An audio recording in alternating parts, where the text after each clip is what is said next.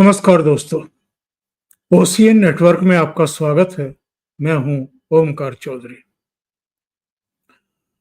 कई बार कुछ ऐसी नादानियां होती हैं, ऐसी बेवकूफियां होती हैं, जिनके चलते आदमी खुद को भी संकट में डालता है और अपने आसपास के लोगों को, कई बार अपने परिवार के लोगों को भी बहुत मुसीबत में फंसा देता है।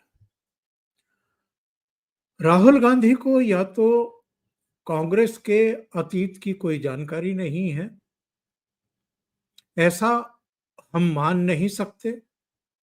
वो कोई दूध पीते बच्चे तो है नहीं। 55-56 साल के एक अधेड़ नागरिक हैं, बल्कि अब तो 4 साल बाद वो सीनियर सिटीजन हो जाएंगे। 60 साल में जैसे ही प्रवेश करेंगे उसके बाद सीनियर सिटीजन हो जाएंगे।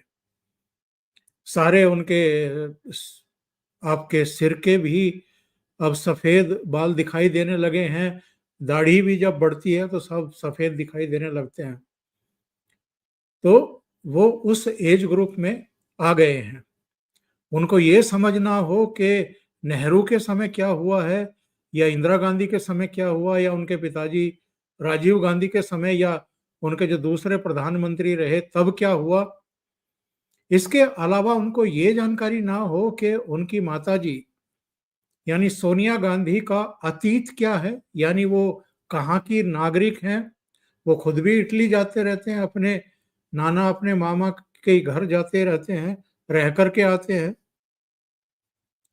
तो उनको बहुत अच्छे तरीके से पता है कि उनकी माताजी बेसिकली लुसियाना गांव इटली में पैदा हुई थी, और उसके बाद उनका इंग्लैंड जाना हुआ था अंग्रेजी सीखने के लिए।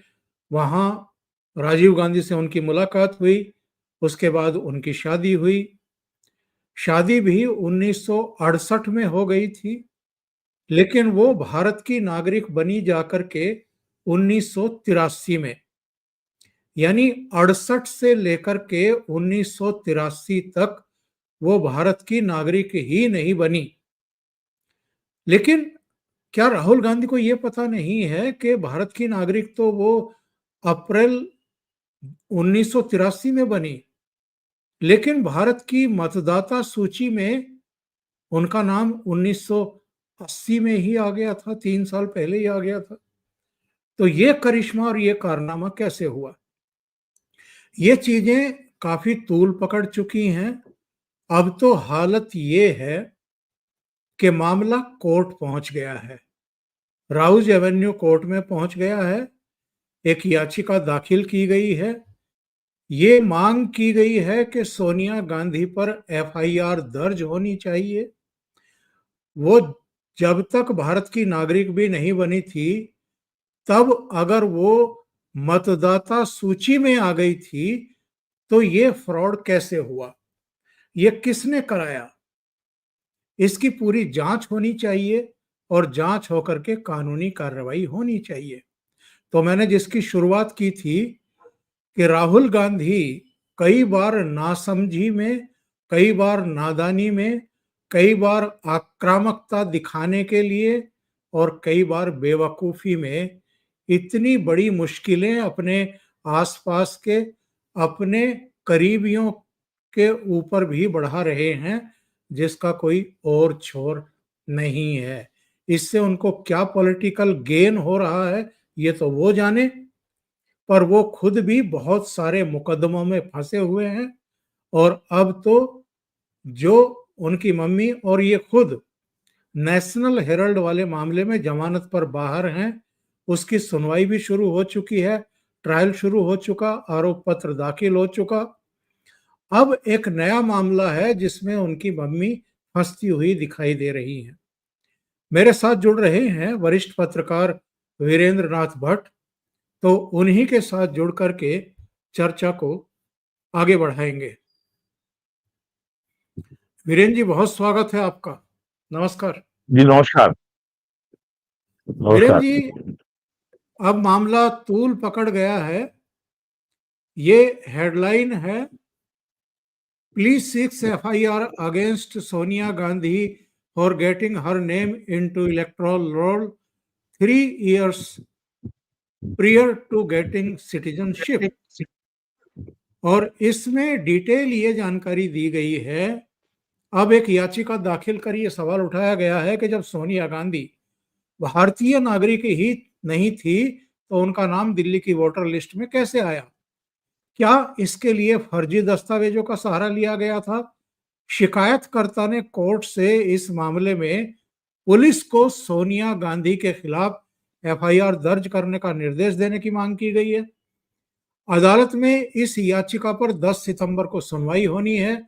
ये शिकायत राउज एवेन्यू कोर्ट में एसीजेएम अतिरिक्त मुख्य न्यायिक मजिस्ट्रेट वैभव चौरसिया के सामने लगी है।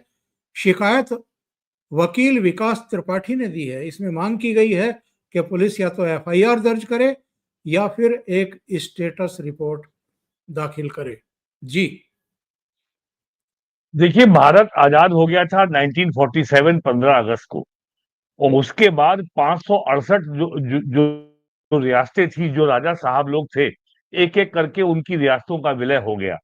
और केवल 3 जगह समस्या आई थी, जम्मू कश्मीर, हैदराबाद और जूनागढ़, और चौथा भोपाल। लेकिन भोपाल शांति से हल हो गया था और उसका विलय भारत में हो गया था। और 1969 में सोनिया जी की सास इंदिरा गांधी ने जो 1947 और 50 के बीच में जो सारी रियासतों का विलय भारत संघ में हुआ था, उनको एक प्रिविलेज पर्स दिया गया था, प्रीवी पर्स दिया गया था कि आप अपने खर्चे जो है दैनिक पूरे कर सकें। वो साल में 10 लाख, 20 लाख, 25 लाख तक होता था। तो इंदिरा गांधी ने 1969 में वो प्रीवी पर्स भी समाप्त कर दिया। बाकायदे कानून जो है एक विधेयक पारित किया था। इनकी शादी हुई 68 में, और 83 में इनको मिली है नागरिकता, और रोल में नाम आ गया 80 में। तो इसका मतलब ये है, ये 1980 में अपने को राजा ही समझ रही थी कि हम तो राज परिवार हैं, हम तो रॉयल फैमिली हैं, हमसे क्या मतलब कॉन्स्टिट्यूशन से, क्योंकि प्राचीन काल में राजा के मुंह से निकला हुआ शब्द भी कानून था। तो ये अपने को सारी रियासतों का विलय के बाद, प्रीवी पर समाप्त होने के बाद भी अपने को एक ये क्वीन ऑफ इंडिया से कम नहीं समझ रही थी। वो बात अब सामने आ रही है। और जितना पिछले 11 साल से कांग्रेस ने, राहुल गांधी ने जो जो भेड़िया विपक्ष का जो काम किया है, केवल झूठा आरोप लगाया है। रोज एक झूठा आरोप लगाओ और सरकार को जो है छोड़ दो, और सरकार जवाब दे, सरकार नाचे। किसान कानून में फर्जी जो है 1 साल तक दिल्ली हरियाणा बॉर्डर पे जिहाद किया गया, और पहले कांग्रेस की सरकार, बाद में अरविंद केजरीवाल की आम आदमी पार्टी की सरकार, और पंजाब में किसानों के लिए बीमा योजना लागू नहीं की गई। भगवंत मान ने कहा था हम अपनी योजना लाएंगे, कोई योजना नहीं लाए। आज लाखों किसान बर्बाद हो गए हैं, 10 लाख एकड़ में खड़ी फसल बर्बाद हो गई है, और किसी किसान को 1 पैसे की सहायता नहीं मिल रही है। पंजाब सरकार ऑलरेडी इतने कर्जे में है कि वो कोई सहायता उनको नहीं दे सकती। अब आज वहां कौन पहुंचा है? केंद्रीय कृषि मंत्री शिवराज सिंह चौहान। तो ये झूठ का जो कारोबार था पूरा आपका इंडी अलायंस का, आम आदमी पार्टी का, वो अब धीमे धीमे सामने आ रहा है। और प्राइम मिनिस्टर नरेंद्र मोदी ने जितने धैर्य का परिचय दिया, क्योंकि झूठ का मुकाबला आप जो है चीख पुकार बचा के नहीं कर सकते। जनता के सामने सच्चाई स्वयं आती है, खुद ब खुद आती है, समय लगता है। अब एक के बाद एक सच्चाई सामने आई पंजाब में, उसके पहले सच्चाई सामने आई रफाल में, उसके पहले और अभी जो है हाल में जो सच्चाई सामने आई है ऑपरेशन सिंदूर में। कितना झूठ बोला गया, आपने पीओके क्यों नहीं ले लिया, आपने आपके 5 रफाल गिर गए, आप बताइए कितने रफाल गिरे। अरे पाकिस्तान की सेना ये दावा करे कि हमने भारत के 5 रफाल गिरा दिए इंडियन एयरफोर्स के, समझ में आता है। एक भारत की पार्टी, सबसे पुरानी पार्टी, जो लोकसभा में मुख्य विपक्षी दल है, राज्यसभा में मुख्य विपक्षी दल है, जिसका दावा है उसने देश को आजाद कराया, वो ये सवाल उठा रही है। तो वो भी झूठ जो है अब मई के महीने में चला, और उसके बाद जो है वो पूरे अमेरिका, यूरोप और ऑस्ट्रेलिया और स्वयं पाकिस्तान के लोगों ने ही पूरा झूठ खोल दिया। और धीरे धीरे जो है इंडियन एयरफोर्स ने भी सारी कहानी सामने ला दी कि क्या हुआ था। तो उसी तरीके से ये सोनिया गांधी के वोटर लिस्ट का मामला है। और मुझे उम्मीद है जो आपने बात कही कि राहुल गांधी की वोट चोरी और वोट अधिकार यात्रा का अब उनको जवाब मिल गया होगा। अब उनको समझ में आएगा कि आपने झूठा आरोप लगा करके जो वितंडावाद खड़ा किया। 22 जुलाई को चुनाव आयोग ने बिहार में स्पेशल इंटेंसिव रिवीजन का आदेश जारी किया था। 28 जुलाई को सुप्रीम कोर्ट में रिट फाइल हो गई थी। 8 या 9 सुनवाई सुप्रीम कोर्ट में हो चुकी है। अब तक सुप्रीम कोर्ट ने चुनाव आयोग के आदेश में कहीं कोई कमी नहीं पाई है। और जब आधार जब जब लागू हुआ था 2000 आधार का कानून लागू होने के बाद मार्च 2023 में चुनाव आयोग ने कहा था कि हर वोटर का जो नाम है मतदाता सूची में उसको आधार कार्ड से लिंक किया जाएगा। तब इन्होंने विरोध किया था कि साहब इसमें भी जो है दलित पिछड़े और मुसलमान मतदाताओं को मतदान से वंचित करने की साजिश है। तब इन्होंने आधार को लिंक किए जाने का विरोध किया था।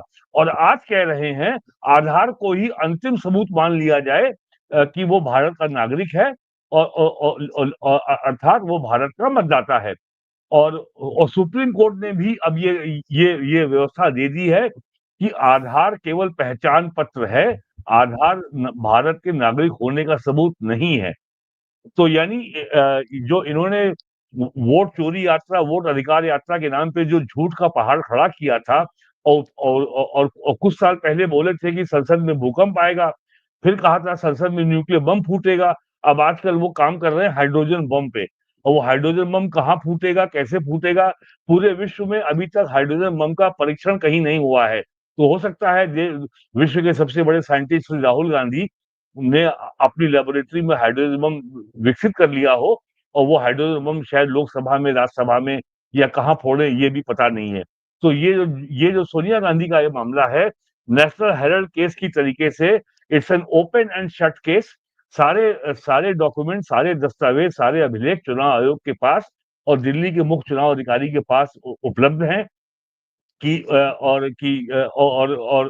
इनका जो है जो इनके पासपोर्ट के डिटेल्स हैं, जो इटली का पासपोर्ट था, जो बाद में उनको इंडिया का पासपोर्ट जारी हुआ, वो सारे अभिलेख, वो सारे रिकॉर्ड सरकार के पास हैं।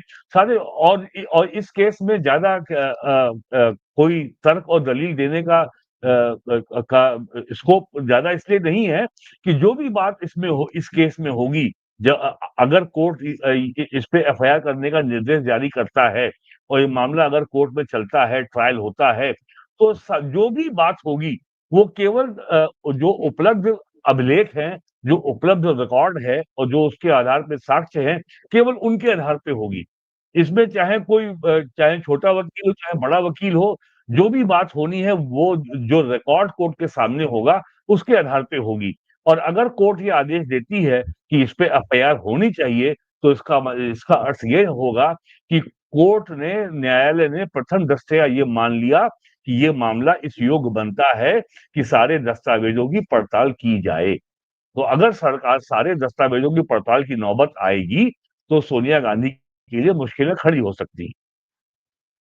जी। लेकिन साहब लोगों का तो कुछ और ही कहना है। ये देखिए आप, कितने लोगों की प्रतिक्रियाएं अब तक आई हैं। क्या कर लेगा कोर्ट या सुप्रीम कोर्ट? मालिक लोगों के ऊपर कोई कार्रवाई नहीं कर सकता। एक और ट्वीट देखिए, मैसेज देखिए, ना इनका कुछ होगा, ना मोदी सरकार इनका कुछ करने की हिम्मत करेगी। एक और देखिए, इन्होंने भी निराशा व्यक्त की है। एक और देखिए, फिर नीचे आइए, इनका कुछ नहीं होगा, हम जबरन अपना समय खराब कर रहे हैं।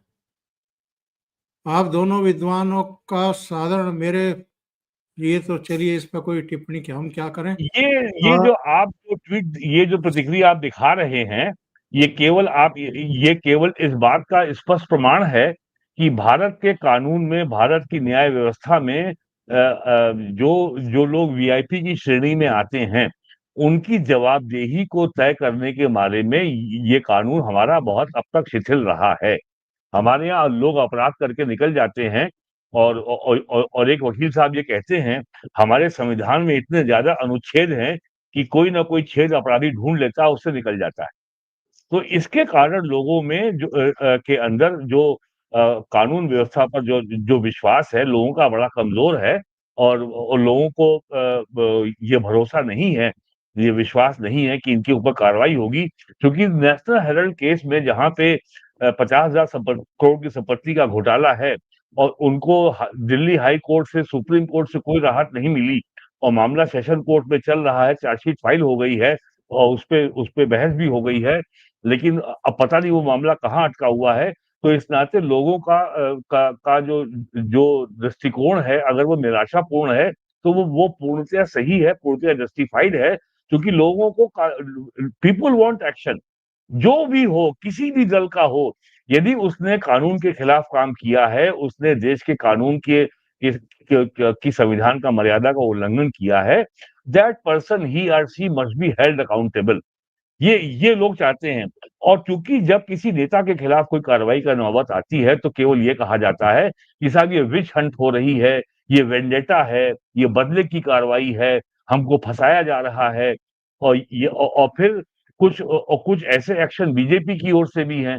पहले एनफोर्समेंट डायरेक्टरेट जो है ईसीआईआर दर्ज करती है, यानी एनफोर्समेंट डायरेक्टरेट की एफआईआर को ईसीआईआर कहा जाता है, और उसके बाद वो नेता जो है बीजेपी ज्वाइन कर लेता है, तो मामला ठंडा हो जाता है। ऐसी घटनाएं महाराष्ट्र में हुई हैं। तो इससे भी सरकार की और न्यायिक व्यवस्था की साख को धक्का लगता है। और इसी के आधार पर इस आरोप को जन्म हुआ है कि भारतीय जनता पार्टी एक वॉशिंग मशीन है, कोई कितना भी भ्रष्ट हो, अगर बीजेपी ज्वाइन कर ले तो वो पाक साफ मान लिया जाता है। एक ये भी वजह है। ऐसी घटनाएं हैं, लेकिन ये अपवाद हैं, ये नियम नहीं है, ये कोई परंपरा नहीं है कि हजारों लोग ऐसे बीजेपी में आ गए हों। कुछ राज्यों में हुआ है, जैसे वहां हुआ है, महाराष्ट्र में हुआ है, एक आध शायद मामले झारखंड में है, या एक आध मामले बंगाल में है, या हाँ, शायद लेकिन मध्य प्रदेश लेकिन में मामले है। खत्म नहीं किए गए हैं, मामले ऑन गोइंग है, चल रहे मामले खत्म नहीं हुए हैं, मामले चल रहे हैं, मामले खत्म नहीं हैं। हुए हैं। हाँ। और चूंकि मामले हम्म, कोर्ट में है, तो सरकार के हाथ में है भी नहीं कि वो खत्म करा सके। कोई मामला बंद नहीं किया गया। एक और दूसरे ना, विषय पर आते हैं, एक दूसरे विषय पर आते हैं साहब। ये मैं एक स्क्रीन शेयर करके जरा सुनवा देता हूं। एक बिहार के लोगों के बारे में सुप्रिया श्रीनेत की टिप्पणी है, जिसको लेकर के सवाल खड़े किए जा रहे हैं। वो किसी को भी गले लगाते हुए हिचकते नहीं। वो व्यक्ति पसीने से तर, धूल से सना हुआ मैकेनिक, हमने भारत जोड़ो यात्रा में मैकेनिकों के हाथ हैं। बिहार में लोग पसीने से तरबतर हैं, कपड़े बहुत साफ नहीं दिख रहे हैं, और उनको गले लगा रहे हैं, उनका माथा चूम रहे हैं, और ये इंसान दिखावा नहीं कर सकता। कहीं पर आपको लगता है कि कहीं पर आपको लगता है यार इन्फेक्शन ना हो जाए, यार ये ना हो जाए, वो किसी से हाथ मिलाकर हाथ नहीं धो रहे हैं, उसी हाथ से खाना भी खा ले रहे हैं, अपनी प्लेट से किसी को भी खिला देते हैं। एक अलग व्यक्तित्व है, और ये मुझे लगता है कि ये बहुत विलक्षित बात है। ये राहुल गांधी की तारीफ करना तो चलिए इनकी ड्यूटी है, इनकी नौकरी है, इसी से इनका काम चल रहा है, इसी से ये वहां बैठी है। पर ये लोग अपना अक्ल अप्लाई नहीं करते क्या? जब आप किसी राज्य विशेष के लोगों को गंदे कपड़े, पसीने और इस तरह की भाषा, इस तरह की लैंग्वेज का इस्तेमाल करते हैं, क्या साबित करने की कोशिश करते हैं? और राजनीतिक इससे नफा होगा, नुकसान होगा? देखिए, जब तक इंदिरा गांधी प्राइम मिनिस्टर थी, तब तक कांग्रेस में ऐसे नेताओं की बहुत लंबी संख्या थी जो जनता से जुड़े हुए थे, और जो मास लीडर थे, और जनता के बीच में रहते थे, जनता की भावना, जनता की नब्ज, जनता की पल्स को समझते थे। जब से ये जो जो महारानी के कंट्रोल में कांग्रेस आई है 98 से, सोनिया गांधी के, तब से कांग्रेस केवल जुगाड़ से चल रही है कि कोई नई साजिश कर दो, कोई एक फर्जी वीडियो ले आओ, कोई एक लेटर ले आओ, कोई एक स्टिंग ऑपरेशन कर दो, कहीं से कोई अमेरिका की रिपोर्ट ले आओ, कहीं से कोई कुछ और बात ले आओ कि ये बात छपी है, ब्रिटेन के अखबार में ये छपा है, अमेरिका के अखबार में, उसको लोकसभा में लहराओ, कार्रवाई को बाधित करो। यही सब 11 साल से हो रहा है। तो इनको लग रहा है कि रोज नई एक साजिश करेंगे और जनता का मूड को बदल लेंगे, और जिसको ब्रिटेन में कहा जाता है स्पिन डॉक्टर्स, जनता के मूड को हम घुमा देंगे, स्पिन कर देंगे। तो ये स्पिन करके ही इन्होंने अपनी लोकसभा में सीटें 2024 में 99 कर ली। क्या कहा कि साहब संविधान खत्म हो जाएगा, आरक्षण खत्म हो जाएगा, कोई लेना देना, मतलब 140 करोड़ की आबादी का देश, जो जो जो जहाँ पे संवैधानिक व्यवस्था 1950 से चल रही है, उसके संविधान में इतनी हल्की, इतनी गैर जिम्मेदारी, इतने मजाकिया अंदाज में बात करने को भी लोगों ने सच मान लिया, और बीजेपी की सीटें कम हुई, बीजेपी का वोट घट गया, और बीजेपी की सीटें जो हैं यूपी में घट के आ गई 33 पे। तो जब इनको इतना भरोसा हो गया है कि हम कुछ भी करेंगे और जनता हमारी बात मान लेगी, हम कहेंगे रफाल पे पैसा लिया गया, चौकीदार चोर है, लोग मान लेंगे। एक अमेरिका की हाइडेनबर्ग की रिपोर्ट आ जाएगी, मान लिया जाएगा कि साहब अडानी ने बहुत बड़ा घपला किया है।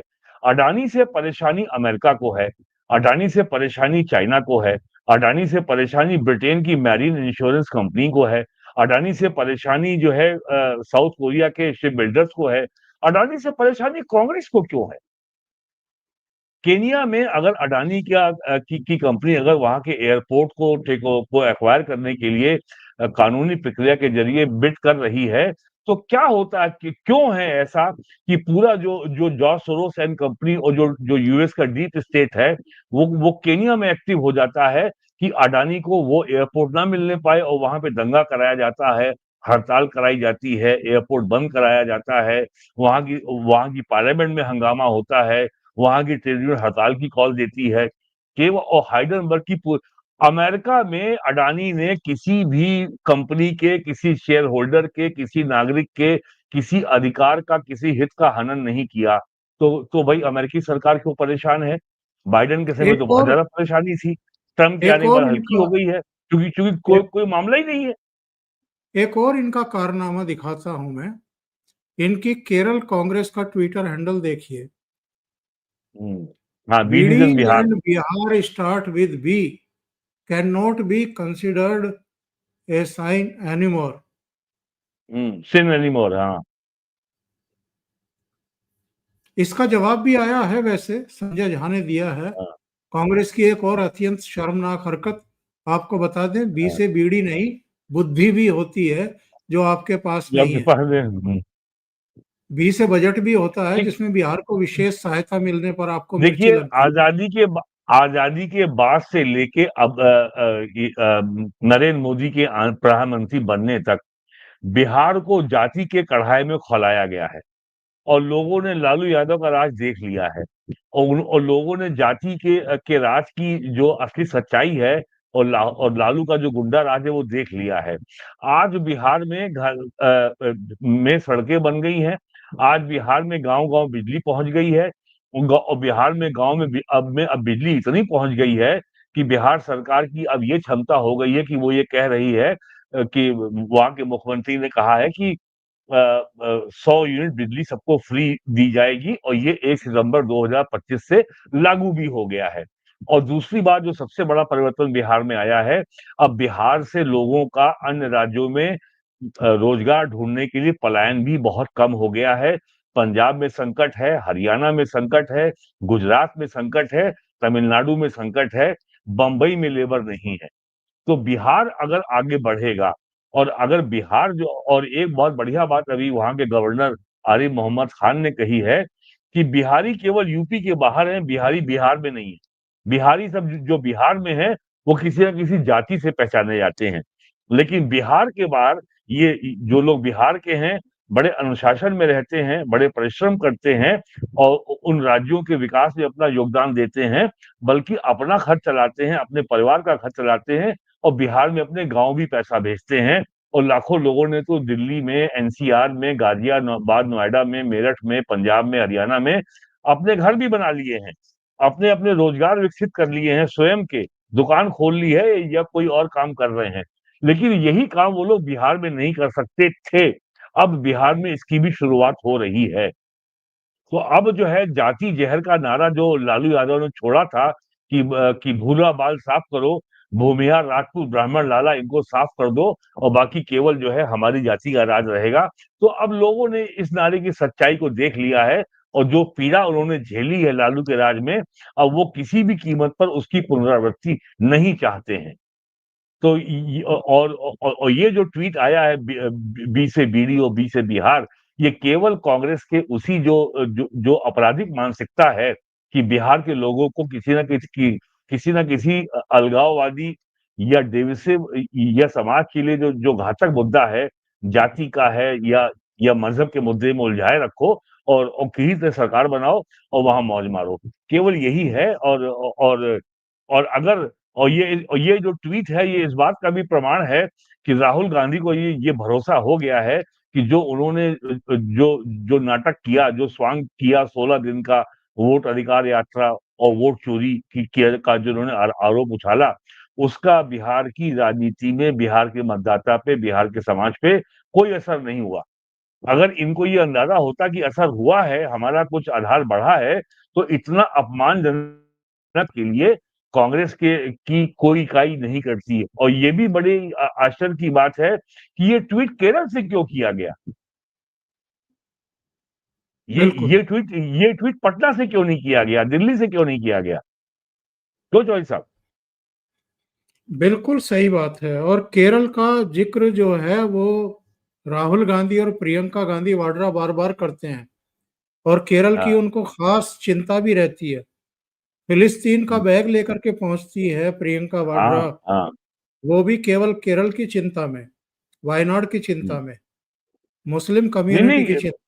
प्रियंका गांधी को ये याद नहीं रहा कि 7 अक्टूबर 2023 को हमास के आतंकवादियों ने एक झटके में इजराइल के 1200 नागरिकों की हत्या की थी और लगभग 250-300 को उन्होंने जो है बंधक बनाया था और उसमें अभी 2 लोगों की लाश पिछले हफ्ते मिली है।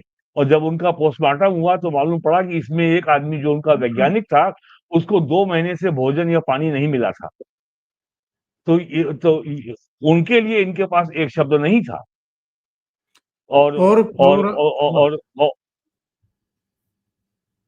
प्रोग्राम के आखिर में एक और बड़ी घटना हुई है श्रीनगर में, उसका जिक्र जरूर कर लिया जाए। हजरत बल दरगाह में एक गेस्ट हाउस बनाया जा रहा था, उसकी नींव का जो पत्थर है उस पर हमारा राष्ट्रीय प्रतीक अशोक चक्र भी बना हुआ था। उसको चोट पहुंचा करके कुछ लोगों ने उसे खत्म करने की कोशिश की, उसको हटाने की कोशिश की। ये वो खबर है। हजरत बल दरगाह में अशोक स्तंभ से तोड़फोड़, कश्मीर में बवाल, बीजेपी नेता बोली आतंकी अब शहरों में। कश्मीर की मशहूर हजरत बल दरगाह एक नए विवाद का केंद्र बन गई है। यहाँ हाल में बने गेस्ट हाउस की आधारशिला पर राष्ट्रीय प्रतीक अशोक स्तंभ लगाए जाने के बाद बवाल मच गया। ये पहली बार है जब दरगाह परिसर में इस प्रतीक का उपयोग हुआ, लेकिन कुछ स्थानीय लोगों ने इसे धार्मिक भावनाओं के खिलाफ बताया। विरोध इतना बढ़ा कि कुछ लोगों ने प्रतीक को क्षतिग्रस्त कर दिया। अब तक की जो जांच पड़ताल हुई है उसमें भट्ट साहब, ये एक पॉलिटिकल पार्टी के सदस्य थे वहां जाकर के जिन्होंने हंगामा किया है, लेकिन डीजीपी और दूसरे लोगों ने कहा है कि हम इसको आतंकवाद की ही श्रेणी में रखते हैं, जिन्होंने राष्ट्रीय प्रतीक को ईंट और पत्थर मार करके हटाने की कोशिश की है। इन लोगों का कहना था कि ये एक धार्मिक स्थल है, वहां पर ये इस तरह के प्रतीक चिन्ह नहीं होने चाहिए। क्यों नहीं होने चाहिए, इसका कोई तर्क इनके पास नहीं है। कोई भी धर्म स्थल हमारे राष्ट्रीय प्रतीकों से ऊपर कैसे हो सकता है? लेकिन वहां कुछ खास माइंडसेट के लोग अभी भी माहौल को खराब करने की लगातार कोशिशें कर रहे हैं और ये माना जा रहा है कि इन पर एफआईआर होगी और इन पर मुश्कें कसी जाएंगी। देखिए, जब अक्टूबर 1947 में कश्मीर में जब भारतीय सेना गई थी, तो नेहरू को इतनी ज्यादा खुन्नस थी महाराजा हरि सिंह से कि कश्मीर पे कब्जा तो हो गया और जो आज पीओके जो कहलाता है, पाकिस्तान ऑक्युपाइड कश्मीर, इसके बड़े हिस्से पर भारतीय सेना कब्जा कर सकती थी, लेकिन नेहरू ने नहीं होने दिया। इसको ये बात कहीं आप अगर किसी पब्लिक प्लेटफॉर्म पे उठा दीजिए तो बवाल मच जाता है, लेकिन अगर लोग थोड़ी पड़ताल करेंगे इसके ऊपर बहुत रिकॉर्ड अवेलेबल है। तो और नेहरू जी इतने महान थे कि महाराजा हरि सिंह को जब पद से हटाया गया तो उनको निर्वासन में बंबई भेज दिया गया। He was sent to exile to Bombay और आजीवन उनको कश्मीर वापस आने की अनुमति नहीं दी गई। जहां पर हैदराबाद में जो पुलिस एक्शन हुआ था, जहां इंडियन आर्मी को ऑपरेशन कार्रवाई करनी पड़ी थी, 40,000 लोग मारे गए थे। हैदराबाद के निजाम को हैदराबाद में ही रहने दिया गया। हैदराबाद के निजाम की जो विशाल संपत्ति थी वो भी उसको दे दी गई और आज भी उन्हीं के पास है। नेहरू चाचा हमारे इतने सेकुलर थे। तो कहने को कश्मीर जो है सेकुलर भारत का हिस्सा था, लेकिन वो आर्टिकल 370 खत्म होने तक 5 अगस्त 2019 तक वो एक इस्लामिक स्टेट ही था। और आर्टिकल 370 के खत्म होने के बाद जम्मू कश्मीर जो 2 यूनियन टेरिटरी में अब बंट गया है, एक जम्मू कश्मीर और एक लद्दाख और लेह। उसके बाद पहली बार वहां पे भारत का संविधान सही अर्थों में लागू हुआ है।